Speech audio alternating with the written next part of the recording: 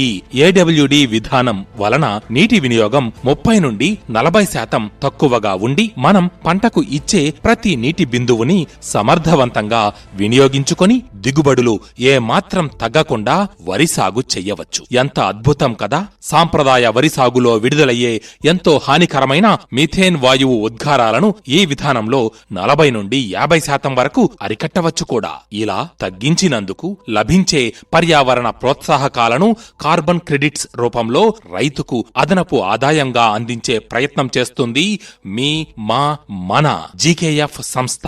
ఈ ఏడబ్ల్యూడి పద్ధతిలో వరి పంట ఆరోగ్యంగా మరియు ఏపుగా పెరుగుతూ అధిక పిలకలను వేస్తూ దొర్లిపోకుండా నిటారుగా ఉంటుంది. ఈ విధానంలో పంట ముందుగానే కోతకు వచ్చి కోత సమయాన్ని మరియు కోత ఖర్చులను తగ్గిస్తుంది. అలాగే సాధారణ దిగుబడి కంటే ఈ పద్ధతిని క్రమం తప్పకుండా పాటిస్తే హెక్టారుకు 6 నుండి 10 బస్తాల వరకు అధిక దిగుబడులు పొందవచ్చు.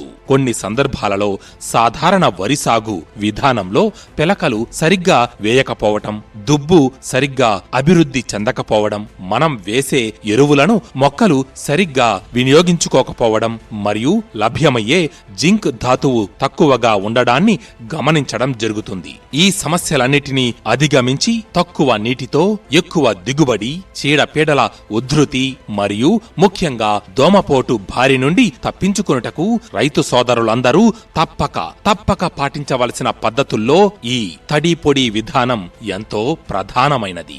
ఈ ఏడబ్ల్యూడి విధానాన్ని అవలంబించడం ద్వారా ఇప్పుడు చెప్పుకున్న ప్రయోజనాలే కాకుండా ఇంకా ఇతర ప్రయోజనాలను తెలుసుకునే ప్రయత్నం చేద్దాం.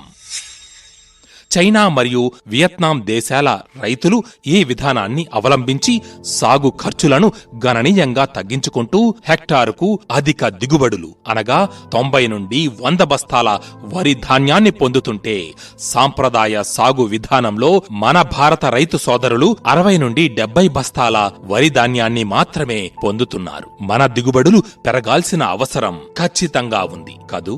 ఈ ఏడబ్ల్యూడి విధానంలో ప్లాస్టిక్ గొట్టాన్ని పొలం లోపల ఏర్పాటు చేసుకుని అవసరమైనప్పుడు మాత్రమే నీటిని ఇస్తూ ఉండడం వలన 30 నుండి 40% వరకు నీరు ఆదాతో పాటు చీడపీడలు ఆశించకుండా చేయడం, ఎరువుల వృధాను అరికట్టి పురుగుమందుల, విద్యుత్ మరియు ఇతర వృధా ఖర్చులను తగ్గించుకోవచ్చు.